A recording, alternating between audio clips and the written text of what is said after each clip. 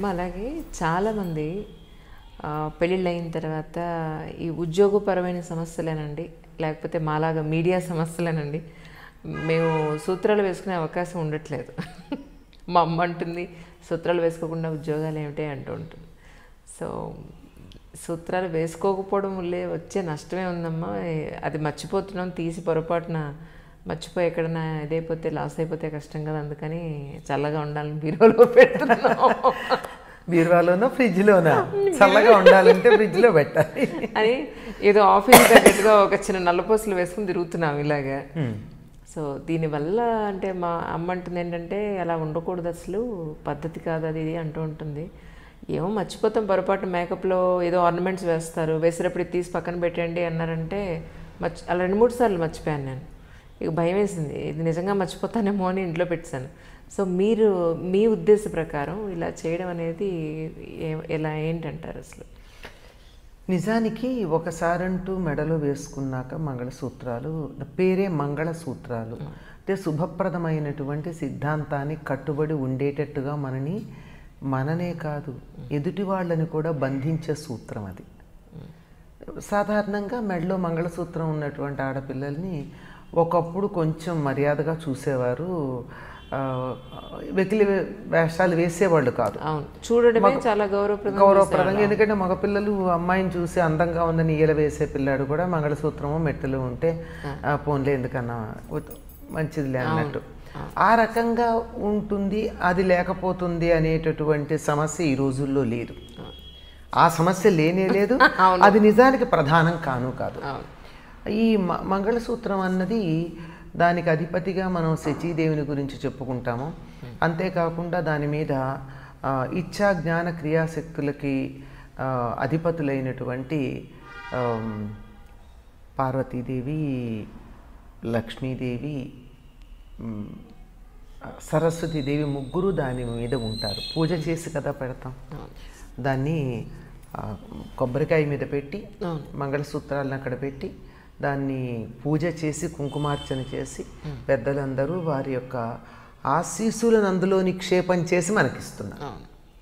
దాన్ని తీసుకెళ్ళి కంఠే బధ్నామి సుభగే త్వంజీవ శరదాశతం, నీ కంఠంలో కడుతున్నాను నేను, నువ్వు 100 ఏళ్ళు చల్లగా జీవించి ఉండు. ఆవిడ జీవించి ఉండ, పైగా ఆవిడ ఎలా జీవించి ఉంటే మమ జీవన హేతున, నా జీవనానికి నువ్వు హేతు అంటున్నాడు. అంటే తను బతికుండడం కోసం కడుతున్నాడని చాలామంది దానికి దుర్వ్యాఖ్యానాలు చేశారు. నిజమే, నా బతుకు నువ్వు అంటున్నాడు. అవును, నా బతుకు నువ్వు ఎక్కువ కాలం బతుకు, నువ్వు 100 ఏళ్ళు బతకమని చెప్పి అని. సరే, ఇంకా లోతుగా పెడితే వేరే చాలా ఉన్నాయి అనుకోండి. అలా చెప్పి కట్టేటటువంటి ఆ మంగళసూత్రం ఒక కట్టుబాటుకి, ఒక నియమానికి, ఒక ఒప్పందానికి ప్రతీకగా ఉంది. పైగా ఎంతోమంది ఆశీస్సులు దాంట్లోనే ఉన్నాయి. ఆ పెళ్లి కూతురికి పెళ్లి కొడుక్కి అక్షతలు వేస్తే వేస్తారు, లేకపోతే లేదు. పెద్దలైనటువంటి వాళ్ళందరూ ఆ మంగళసూత్రాలని ముట్టుకుని దానికి తమ ఫిజికల్గా చేతులతో ముట్టుకుని తమ యొక్క శక్తి దాంట్లో నిక్షేపం చేస్తారు. మరి దాని శక్తి ఉంటుందా ఉండదా? ఉంటుంది గనక అటువంటి శక్తి ఉండాలి అన్న ఉద్దేశంతో పెద్దవాళ్ళు మనకి చెప్పే మాట. పైగా ఎక్కడికి ఉండాలి మంగళసూత్రాలు? ఇక్కడ ఉండాలి. పాతకాలపు సినిమాలు చూసారేమో మీరు, పాతకాలపు చిత్రాలు చూస్తుంటే పాతవి ఇక్కడ నల్లపూసలుండి దానికి ఇలాంటి ఇక్కడ 2 సూత్రాలు ఉంటాయి, అవే ప్రధానం. ఇక్కడ ఈ విశుద్ధి చక్రం దగ్గర ఉండేటటువంటివి ఇక్కడ కట్టేవాళ్ళు. తర్వాత అది బయటికి కనపడకుండా ఉండడానికి ఇక్కడ కట్టడం. దీనికి సంబంధించి కథలు కూడా మనకు ఉన్నాయి. హరిశ్చంద్రుడి భార్య చంద్రమతి మెడలో కట్టినటువంటి మంగళసూత్రం ఆయనకే కనపడుతుంది, ఇంకెవరికి కనపడదు లాంటి కథలు. ఇదంతా తెలుగు వాళ్ళ కమనీయమైనటువంటి కల్పనలు అన్నమాట. ఇవన్నీ బాగుంటాయి, ఆకర్షణీయంగా ఉంటాయి, ఇలాంటివన్నీ వచ్చాయి. నిజం చెప్పాలంటే ఉత్తర దేశంలో సూత్రధారణ లేదు. మీరు నార్త్ ఇండియన్స్లో మింజకి ఎగువన ఉన్నటువంటి ప్రాంతాలలో మంగళసూత్రధారణ లేదే. నల్లపూసలు కూడా ఆరోగ్య సూత్రం అని చెప్పి వేసుకోవడమే తప్ప మరొకటి కాదు. వాళ్ళకి అసలు మాంథేపే సింధూర్ అని చెప్పి ఈ పాపట్లో సింధూరం పెట్టడమే వాళ్ళకి వివాహం. సుముహూర్తం మనకి ఏ విధంగా అయితే మంగళసూత్రం అయిందో అసలు సుముహూర్తం మనకి 3 ఉన్నాయి వేరే. ఆ 3 కాక ఇది అధికంగా చేసేది. ఈ అధికంగా చేసేటటువంటిది ఏదైతే ఉందో అదే వాళ్ళకి ఇక్కడ పాపట్లో సింధూరం పెట్టడం. అంతేగాని అది అదే అదే వాళ్ళకి చిహ్నం. ఎవరైతే ఇక్కడ సింధూరం పెట్టుకున్నారో వాళ్ళు పెళ్ళైన వాళ్ళని మనకు మంగళసూత్రం ఉన్నట్టుగా. నిజానికి సుముహూర్తం ఎప్పుడు అంటే శరీరాలు ఐక్యమయ్యాయని చెప్పేటటువంటిది చివర. ముందు ఐక్యం అవ్వాల్సినటువంటివి ఏమిటి అంటే వారి యొక్క జీవశక్తులు ఐక్యం కావాలి. అంతకన్నా ముందు వాళ్ళ మనోభావాలు ఐక్యం కావాలి. అందుకని శుభవీక్షణం అని చెప్పి తెర తీసి వాళ్ళిద్దరూ ఒక సుముహూర్తంలో ఒకళ్ళ వంక ఒకళ్ళు చూసుకునేటట్టు తెర తీయడం అన్నది ఉంది. అప్పుడు ఏంటంటే కళ్ళు దీనికి సంకేతం గనక మనోభావాలను సూచిస్తాయి గనక ఇద్దరు ఒకళ్ళ కళ్ళల్లోకి ఒకళ్ళు చూసుకుంటే మా ఇద్దరి భావాలు ఇక నుంచి ఒకటే, మా ఇద్దరి ఆలోచనలు ఒకటే, ఒకటి అవ్వాలని ఉద్దేశం అన్నమాట అసలు. అలాగే వాళ్ళ జీవ ప్రజ్ఞలు ఐక్యం అవడానికి ఒకరి సహస్రారం మీద ఒకళ్ళు జీలకర్ర బెల్లం పెట్టుకుంటారు. అయిన తర్వాత ఈ రెండు ఉండడానికి భౌతికమైనటువంటి సాన్నిహిత్యం అవసరం. అందుకని పాణిగ్రహణం ఉంది. అందుకే పాతకాలపు వాళ్ళు శుభలేఖల్లో పాణిగ్రహణ మహోత్సవమునకు అని పిలిచేవాళ్లే తప్ప పాణిగ్రహణం ఒకళ్ళ చేయి ఒకళ్ళు పట్టుకోవడం.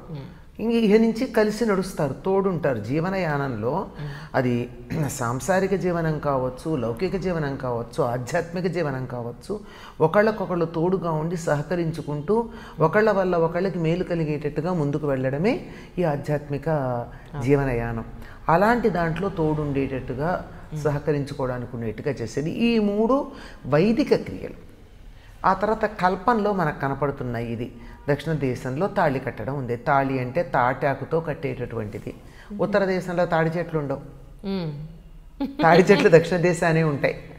ఆ రోజుల్లో తాటాకి ఇలా ఉంటాయి కదమ్మా, ఇలా ఒకదాన్ని ఒకటి వేసి ఇట్లా కలిపి బొమ్మ చేస్తా, ఇలాంటివి కట్టేవాళ్ళట. అందుకని దానికి తాళి అని పేరు. ఆ తర్వాత బంగారు, దాని మీద రత్నాలు ఇత్యాదులన్నీ చేసి మొత్తానికి క్రియాకలాపానికి ఏం తేడా లేదు. అది అయితే దాన్ని ఆ కట్టేటటువంటి దానికి కూడా ఒక మంత్రాన్ని ఏర్పాటు చేసి ఈ మనం మాంగళ్యం తంతునానేన మమ జీవన హేతున కంటే బద్నామి శుభగే త్వంజీవ శరదశతం అని చెప్పి ఒక మంచి మంత్రం దాన్ని పెట్టి, అంటే ఇందులో నేను నా జీవనానికి నువ్వు కారణం, నువ్వు కలకాలం బతికుండు, 100 ఏళ్ళు బతికుండు అని చెప్పేటటువంటిది ఆ మంత్రంతో ఆ మెడలో కట్టడం ఉన్నది. ఈ కట్టుని మనం వదిలించుకున్నట్టు అవుతుందా అని చాలామందికి సందేహం. అయితే ఆధునికంగా చాలామంది మగపిల్లలు కూడా చెప్తున్నటువంటి మాట ఏమిటంటే, ఎదురుగా నేనున్నాను కదా, నీ కట్టిన తాళి లేకపోతే ఏం పర్వాలా తీసేయమంటున్నారు. నిజం కూడా. అంటే ఇది మన ఒక సాంఘిక మర్యాదమ్మా. ఇది వైదిక మర్యాద కాదు, సాంఘికమైనటువంటి మర్యాద. మనం అనేక రకాలైనటువంటి సాంఘిక మర్యాదల్ని మనకు అనుకూలంగా మలుచుకున్నాం. అంచేత మనసుకి తృప్తి ఎలా అనిపిస్తే అలా చేయడం ప్రధానం. ఇద్దరికి అంగీకారం అయినప్పుడు దీన్ని నేను గౌరవిస్తున్నాను కానీ తాత్కాలికంగా పక్కన పెడుతున్నాను అన్నప్పుడు యజ్ఞోపవీతం తీసి మేకుకు తగిలించేటటువంటి వాడు 3 మంది మనకు కనపడుతూనే ఉన్నారు కదా. అలాగా నడుము కట్టుకునే వాళ్ళు ఉన్నారు. కట్టుకోకూడదు, అసలు కట్టుకోకూడదు. అది కనపడితే ఏడిపిస్తారనో లేకపోతే మనల్ని వివక్షగా చూస్తున్నారనో రకరకాల కారణాలు. ఇది ఏమన్నా కానీ అది అసలు అలా నడుము కట్టుకోవడం మరీ తప్పు.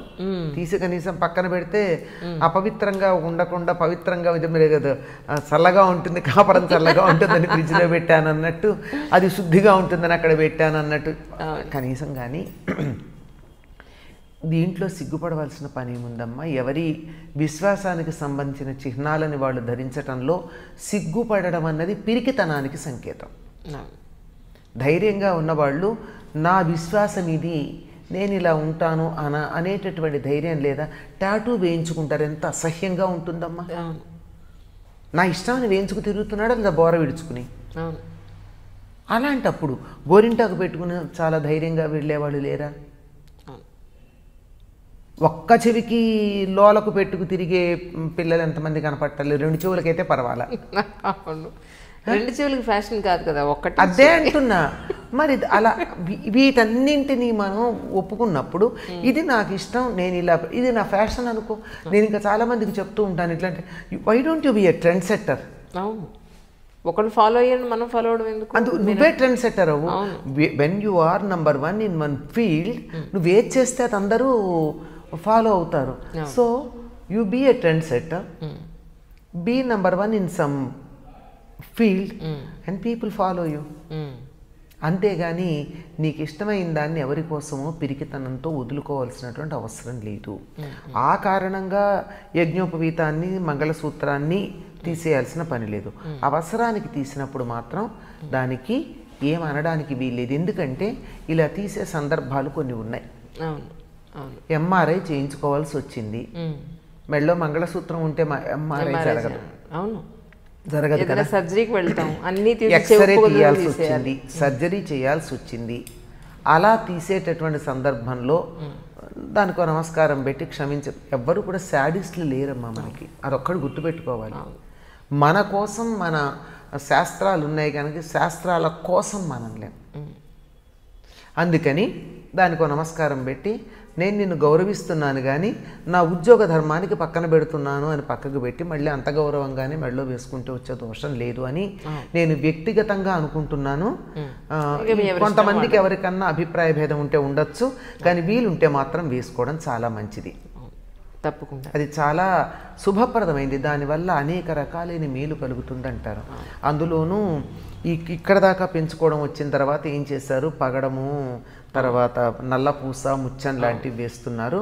అలా అవి వేయడం వల్ల ఏం జరుగుతుందంటే హృదయానికి, స్త్రీలకి సంబంధించినటువంటి కొన్ని రకాలైన వినాళ గ్రంథులు హృదయ స్థానంలో స్రవించేటటువంటివి సవ్యంగా ఉంటాయి అని కొంతమంది చెప్పినటువంటి మాట.